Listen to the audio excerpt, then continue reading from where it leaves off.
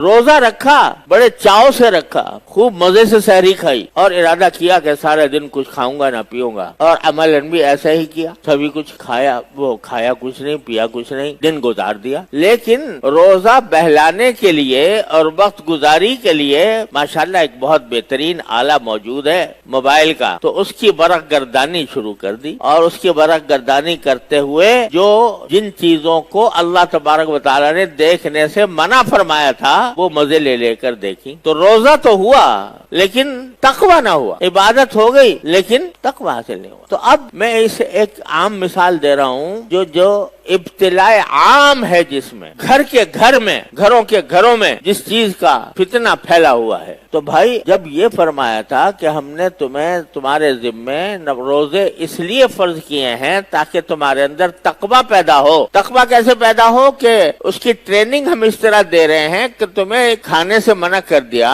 پینے سے منع کر دیا، نفسانی خواہشات کی جائز ادائیگی سے منع کر دیا، اور تم نے اس کو قبول بھی کر لیا، کھانا بھی چھوڑ دیا، پینا بھی چھوڑ دیا، جائز طریقے سے اپنی جنسی خواہش پوری کرنی بھی چھوڑ دی، حلال چیزیں چھوڑ دی، میرے کہنے کی وجہ سے، میرے حکم کی تعمیل میں یہ سارے کام تم نے چھوڑ دیے۔ تو ماشاءاللہ یہ ایک مشق ہو گئی تمہاری کہ اللہ کے حکم کے آگے اپنی ہر خواہش کو قربان کرنے کی ایک مشق ہو گئی۔ لیکن اگر ایک طرف تم نے حلال چیزیں چھوڑ دی میرے کہنے پر، اور جو چیزیں پہلے ہی سے حرام تھیں وہ نہ چھوڑی، رمضان میں بھی جھوٹ بول رہے ہو، رمضان میں بھی غیبت کر رہے ہو، رمضان کے اندر بھی دل آزاری کر رہے ہو کسی کی، رمضان کے اندر بھی حقوق العباد کے خلاف کام کر رہے ہو، رمضان کے اندر بھی غصہ کر رہے ہو ناجائز، رمضان کے اندر بھی لوگوں کو ستا رہے ہو، رمضان کے اندر بھی تمہاری آنکھیں بند نہیں ہیں گناہ سے، رمضان کے اندر بھی تمہاری زبان گناہوں میں لت پت ہے، رمضان کے اندر بھی تمہارے کان ناجائز چیزیں سن رہے ہیں، غیبت سن رہے ہیں، گانے سن رہے ہیں، موسیقی سن رہے ہیں۔ کیسا روزہ ہوا یہ؟ لعلکم تتقون تو حاصل نہ ہوا۔ اب یہ ایک بعض گناہ ایسے ہو گئے ہیں، اللہ تعالیٰ اپنے رحمت سے، اپنے فضل و کرم سے ہم سب کی حفاظت فرمائے، بعض گناہ ایسے ہو گئے ہیں کہ معمولات زندگی میں داخل ہو گئے ہیں، جیسے پرو دیے گئے ہوں۔ جب سے یہ موبائل کا فتنہ آیا ہے تو گھر میں، بڑے میں اور بچے میں، بالغ میں اور نابالغ میں یہ وبا پھیلی ہوئی۔ رکھا اس لیے تھا کہ بھئی تاکہ آسانی سے جب کبھی بات کرنی ہو کسی سے تو بات کروا دیں، کر لے۔ سہولت بھی بڑی ہے کہ بھئی سہولت، پہلے زمانے میں اگر کسی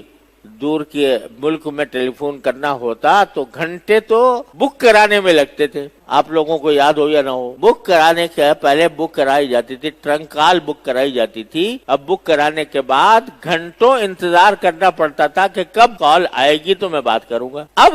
صرف ایک انگلی کے ٹچ سے آپ امریکہ بات کر لو، آسٹریلیا کر لو، دنیا کے دور دراز مقامات پہ کر لو، تو یہ سہولت تو بے شک حاصل ہو گئی، لیکن شیطان نے اس سہولت کے ساتھ ایسی عذاب کی چیزیں اس میں شامل کر دی ہے کہ بچہ اس عذاب میں مبتلا ہو۔ اگر کہ بھائی اس کو یا تو سادہ سا موبائل استعمال کر لیا کرو بات چیت کرنے کے لیے،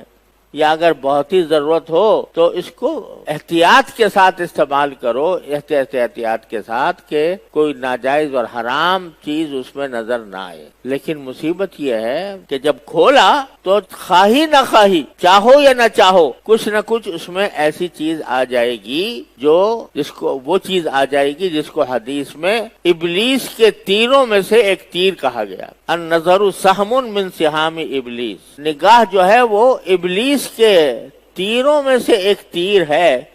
وہ تیر جو پھینکتا ہے ابلیس انسانوں کو گمراہ کرنے کے لیے، غلط راستے پر ڈالنے کے لیے۔ قرآن کریم میں شیطان کا جو مقولہ مذکور ہے کہ جب شیطان کو رادہ درگاہ کیا گیا تو اس نے ایک تو یہ کہا تھا کہ میں لأغوینہم اجمعین، میں سارے انسانوں کو گمراہ کروں گا۔ اس کے لیے جملہ جو قرآن کریم نے نقل فرمایا دوسری جگہ وہ یہ میں یہ کروں گا وَلَأُضِلَّنَّهُمْ وَلَأُمَنِّيَنَّهُمْ وَلَآمُرَنَّهُمْ، کہ میں ان کو آرزویں دلاؤں گا، خواہشات پیدا کروں گا کہ یہ کام کر لو بڑا مزہ آئے گا، آرزویں دلاؤں گا، یہ کام کر لینا بڑا مزہ آئے گا۔ وَلَأُمَنِّيَنَّهُمْ لَأُضِلَّنَّهُمْ، پہلے تو یہ کہا کہ میں ان کو گمراہ کروں گا، صحیح راستے سے ان کو کسی بھی جہاں مجھے موقع ملے گا صحیح راستے سے ان کا راستہ ٹیڑھا کر دوں گا، ہاتھ پکڑ کے ٹیڑھے راستے پہ چلے۔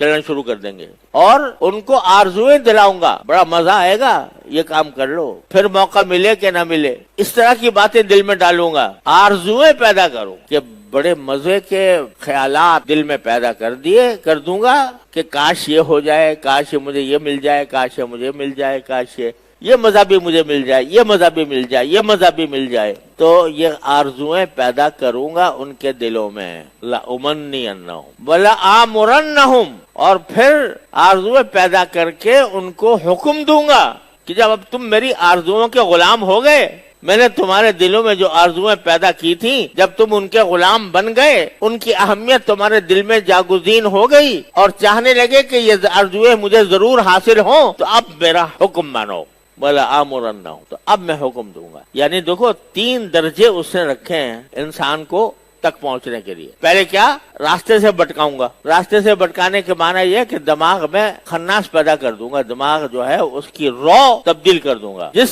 दिमाग के दिल में, जिस दिमाग के अंदर पहले अल्लाह का तसव्वुर आना चाहिए था, जिसमें अल्लाह के कुर्ब का तसव्वुर आना चाहिए था, जिसमें अल्लाह तबारक व तआला के अहकाम का तसव्वुर आना चाहिए था, जिसमें अल्लाह ताला के अहकाम पर जन्नत के मजों का तसव्वुर आना चाहिए था, उसका रास्ता भटका दिया। अरे यार वो तो पता नहीं कब आएगी, वो आएगी भी नहीं आएगी,